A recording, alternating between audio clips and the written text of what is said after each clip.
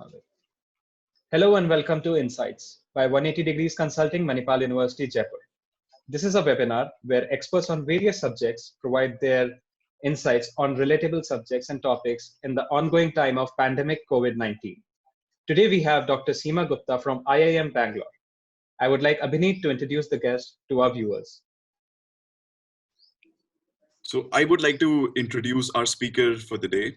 Professor Seema Gupta is an associate professor of digital marketing at IIM Bangalore and has more than 18 years of combined work experience in corporate and academia.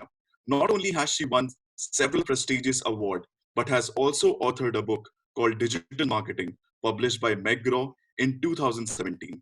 And she deals with interesting marketing issues for leading companies like Volkswagen and Bosch. Leading newspapers such as Times of India, Brand Equity, Financial Express often quote her views on marketing. She has also conducted digital marketing training and provides digital marketing consulting for various companies. We are very thankful that ma'am agreed to be a part of this session with 180 DC MUJ. Thank you so much, ma'am, for being a part of this. We hereby begin this session. So first question to you, ma'am, is according to the ongoing COVID-19 situation, many institutes and colleges are conducting online lectures. Will there be a shift in the education pattern post the pandemic? Also, could India build an global education tech product in future for the global market? Thank you for having me in this webinar. So with over 2,000 deaths and millions affected corona has been brutal on all of us, and it has really ravaged and pillaged the world. And to me, like, this whole situation seems like a science fiction movie, because nobody would have imagined that the whole world would come under a lockdown. So millions have got affected, billions are in danger, and trillions are in potential losses. So we are looking at a very enormous situation which nobody had foreseen. Now, is it all bad? Now, because of this pandemic, cutting edge technology has come to the forefront in many sectors. And education is one of the biggest sectors which has got affected. When the lockdown was announced, there was a huge scrambling that how children will even reach home and how will they continue with academics. Now the break is expected to be long term because there's no near term solution to this. So the only option, as we all know, is online education. And now I see it's become completely normal to conduct a Zoom or a Skype class. And PPTs and PDFs have become the new textbooks. Making presentations and videos, they have become the new assignments. So it's good that education is receiving a long needed rejuvenation in order to be in tune with the requirements of the future. Actually, some students I'm hearing, they are beginning to enjoy this type of schooling. So edtech sector is seeing an explosion and it is expected to be the norm for the future. Now, nobody is expecting, now the question is, will it replace the campus experience? Nobody is expecting it to replace the campus experience. Because what is schooling? Is it only a knowledge exchange? No, it is a place to build and understand society and relationships. So there was a study which was conducted and it showed only 23% of the students would opt for online education. So why is it happening? Because online education is so powerful and it gives so much control to students. So this is happening because students still look at school and college as a social place, and it is hard to mimic it online.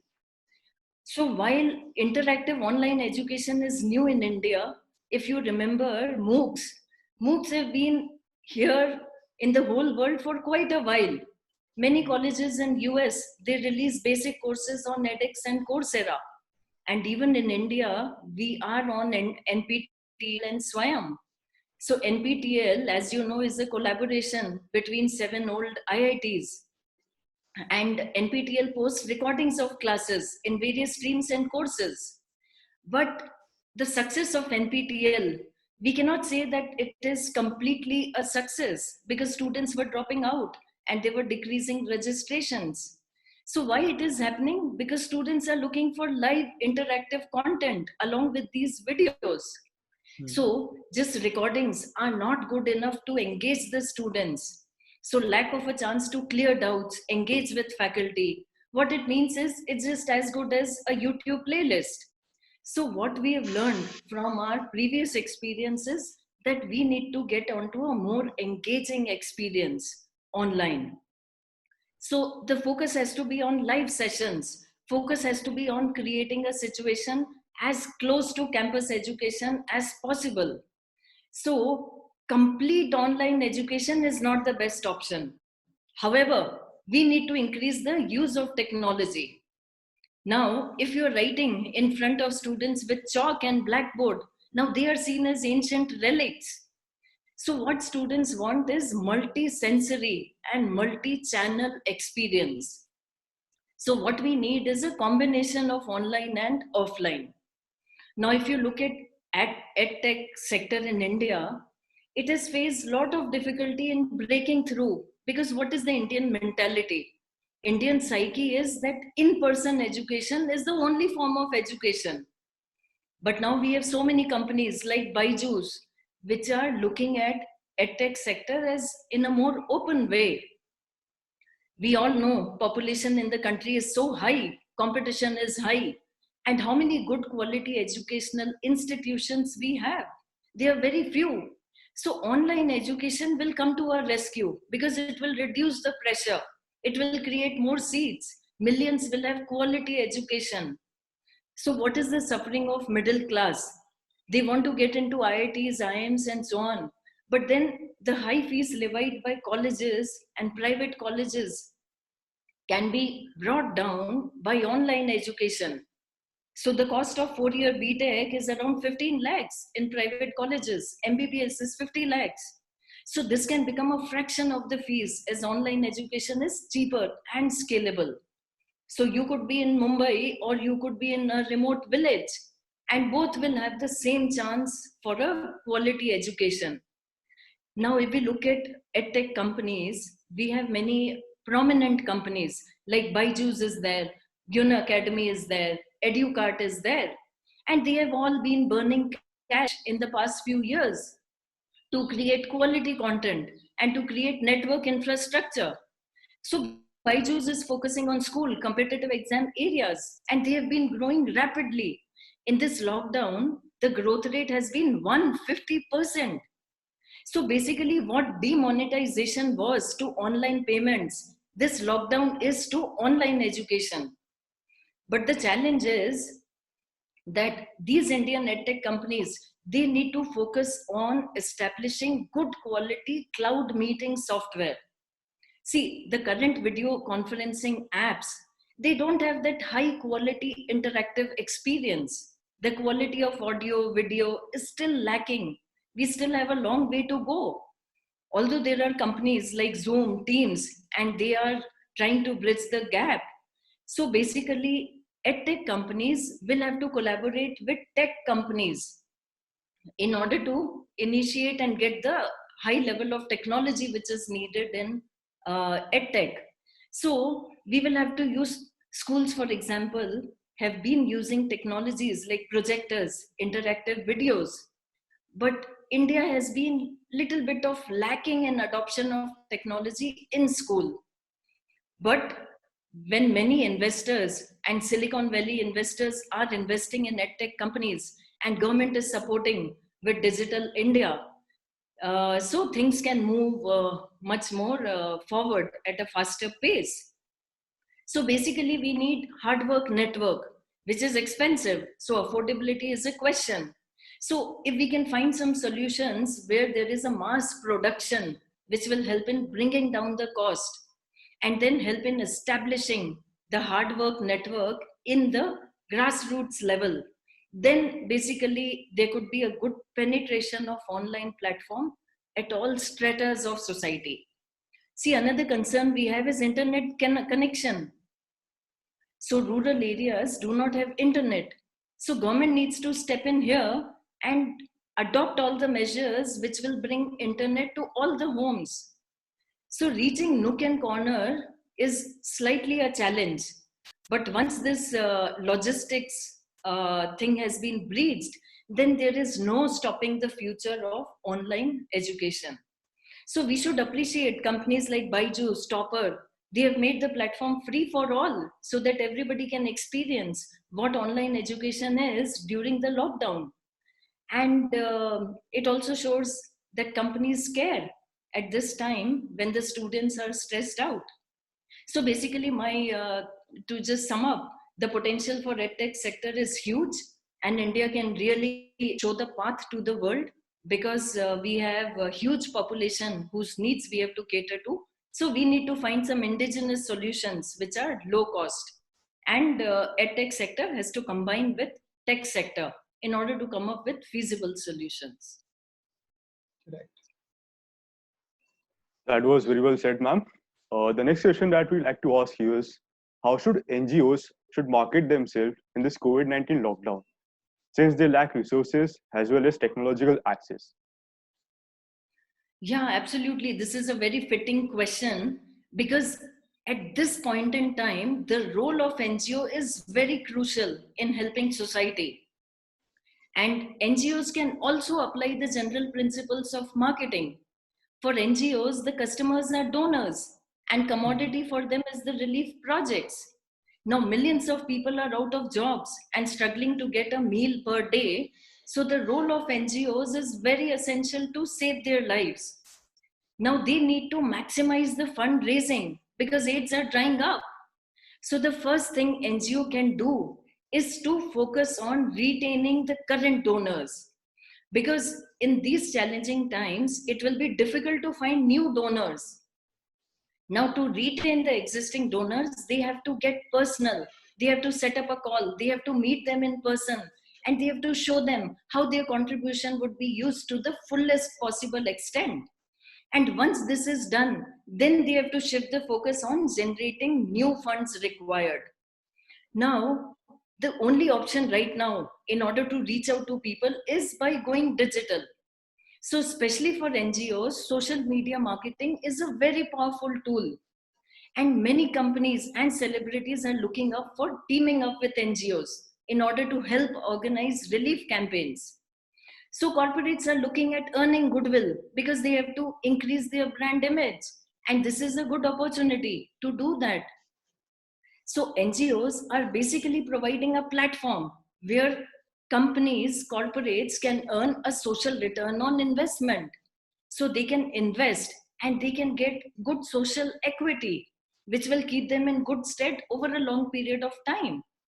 So at this time, companies can show they are not just profit-making machines, but they are a valuable contributing member of society. So a social angle to every business is very crucial in order to build long-term brand equity. Customers also will be happy to buy from companies who may say donate a certain amount on customers' behalf to a charity. So there'll be a feel-good factor for customers as well. So companies want to run relief operations, but they don't have expertise. They don't have structure in place. So NGOs can pitch in and they can start building an online presence. They should have social media handles. Now, today is the time for visual. So they should have simple videos which are showcasing the vision of the NGO, why they are doing it. They should show simple things like footage of affected people and how everybody can help them. They should use simple hashtag and share it across platforms. So when they are using social media hashtags, they can reach millions of people. And if people contribute even in small way, it can make a big difference. Another good way is to collaborate with celebrities, collaborate with influencers. Now there are so many influencers on social media. They are only known for endorsing brands.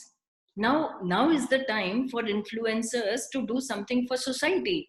Now there are so many TikTok influencers. They are teenage sensations and they are making millions of rupees. So they can show their social angle. So NGOs have to reach out to them. They have to connect with these influencers so that it's a win-win for everybody. So basically NGOs have to sell emotion. They have to sell unity. Unlike popular notion, actually many people make their first contribution in the time of crisis. So this may be a good time to even attract new donors, first time donors. And once you get first time donors, they will be there in the kitty for a long time. So basically an NGO can try to increase the network and get as many people as possible in their network. So first retain old, then try to capture and get new donors. Thank you so much, ma'am. I'm sure your tips would definitely help drive the numbers at NGOs. My question is, what are your suggestions and tips for students and young professionals who lost various opportunities and jobs during this pandemic?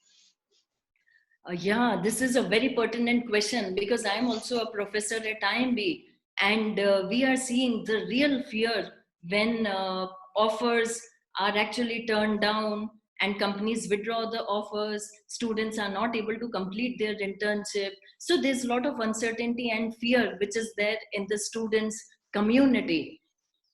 Actually, the true impact of disaster like this is unearthed only after the dust settles down. So right now we are seeing many predictions, estimates about the impact, and everybody is guessing. So, but these predictions may not come true. Only after a few days after disaster strikes, the prices will rebound due to the stimulus packages announced and various positive measures. But once the true extent of damage is seen, then all hell breaks loose. So there is much steeper long-term down cycle. And this happened even in the past crises like Spanish flu or 2008 recession or the Great Depression of 1930s. So the point I'm saying here is that the second wave is always far more deadly and unpredictable. Right now, we are yet to see the real impact of this pandemic because we are living in the hopes that government is doling out and giving assistance, NGOs will pitch in. But after a point in time, everybody will run out of cash. There will be no aid available. So then the real crisis will come. So in this situation, my advice is that everybody should keep as much liquid cash as possible. Do not run to the stock market to invest just because stock markets are priced low. Do not get into real estate just because they are priced low. Nobody knows what the future holds for us. So right now it's better to stick to your ground because the economy is having a catastrophic impact and there are chances of negative growth in 2020 and 21. According to IMF, India would need $10 trillion stimulus to come back to the original state. Unemployment has gone from 9 to 26 points in just 2 months. 45% households have reported a decrease in income. 140 million people have lost jobs and more will do so. So basically the worst affected are recently graduated students and young professionals. Around 6 lakh people have been laid off. So this is truly saddening. But at the same time, it is survival of the fittest. So we can come out of this situation by having a clear plan. So what does the plan entail? Now this is the ideal time to learn new things. This is a perfect time to update your profile, to learn a niche skill. See, jobs in the tech sector are likely to bounce back first. So focus on getting into technology, learning new technology like AI, ML. Job opportunities will come up first in tech sector. Try getting internships in fields that interest you, even if it is unpaid.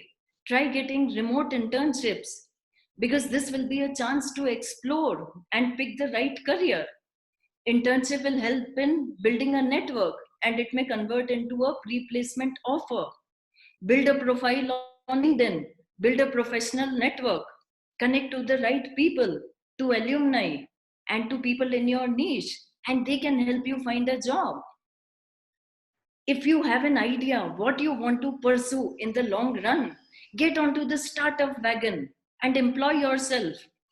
This is the right time to be an entrepreneur. Self-employment is the best option to generate a steady income, because right now jobs are drying up. Can you enroll into an incubation center in top colleges? They are completely free, and you will be able to network and learn a lot about building a company. So in Batman, there was a saying, what does not kill you makes you stronger. So in times like these words will resonate. So Corona has been a tough challenge for all of us. It is basically pushing us to the limits. But it is after all the crushing pressure that makes the diamond. Correct. So my advice to the young graduates is to stay positive, not get carried away by the negative environment that is prevailing, and try to help each other out. So I would request that whichever way possible, you should try and help contribute to the PM Cares Fund, because every little bit helps. So whether it's startups, small companies, big companies, and individual capacity, everybody should do a bit. Entrepreneurs and young students, they should learn digital marketing, because it is a must-have skill today. If you want to do any entrepreneurship, have a startup, you must know how to market your products or services. So they should learn that, and they can learn it by subscribing to my YouTube channel or Instagram handle. Many other free resources are there. Udemy, edX, they have opened up free courses.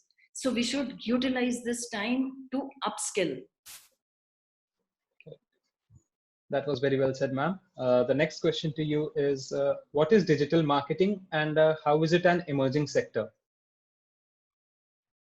Yeah, so digital marketing is inevitable in today's times. Actually, it's a very excellent career because it's at the interface of marketing and technology. And good thing about digital marketing is it's completely dynamic. So you will never get bored, because constantly you have to find out what new updates have come on Facebook. Now, today Facebook is there. Now already teenagers have moved away from Facebook and jumped onto Instagram. Now TikTok is the new sensation. So youth is constantly, they get bored, they are more impatient. So digital marketing is very exciting for them because it's constantly changing. Now digital marketing is like a complete gamut of ways by which we can persuade or influence consumers in an online way. So it can be through social media marketing, or it can be through search engine marketing. And there are a lot of analytics and metrics in digital. So you have to constantly keep an eye on how your performance is there and what is working, what is not working. So digital marketing is like walking in the fog. The visibility is only for first few meters. Only when you walk the first 4 meters that you can see the path for the next 5 meters. So digital marketing is for go-getters. It is for people who believe in taking action. It is not for people who just believe in planning, making the perfect blueprint. So digital marketing is about action. Digital marketing is not for people who want immediate results. Digital marketing is for people who are there for the long haul. Because digital marketing is 24/7. It doesn't allow you to sleep. Because you can get a negative comment in the middle of the night at 2 a.m. and then you have to quickly troubleshoot. Digital marketing also means you have to cater to a lot of online reputation management. So basically, it's easy for people to troll. It's easy for people to criticize because the profiles are anonymous. So there's a lot of psychological behavior which is at play in digital marketing. So digital marketing has huge scope, huge potential, and I would urge students to take up this career because there's shortage of people who understand digital marketing. Just because you're using Instagram for your personal profile doesn't mean that you know how to use Instagram for marketing. So you need to get into depth, get into details of what works, what doesn't work. And there are so many social media channels. There's not just Instagram, there's YouTube, there's Snapchat, there's Pinterest, there's TikTok, there's Facebook, there's Twitter, LinkedIn, and each is like an ocean. but it is very exciting journey to have. So if students are interested, they should subscribe to my YouTube channel and Instagram handle, which is Prof. Seema Gupta. And they can also read latest blog articles on my website, profseema.com. So definitely, I would encourage you to take up a career in digital marketing. Nice. So dear listeners, this was Professor Seema Gupta from IIM Bangalore, sharing her insights on digital marketing and online education. We thank her for taking her time out to be here with us. Thank you, ma'am. Thank you, ma'am. Thank you.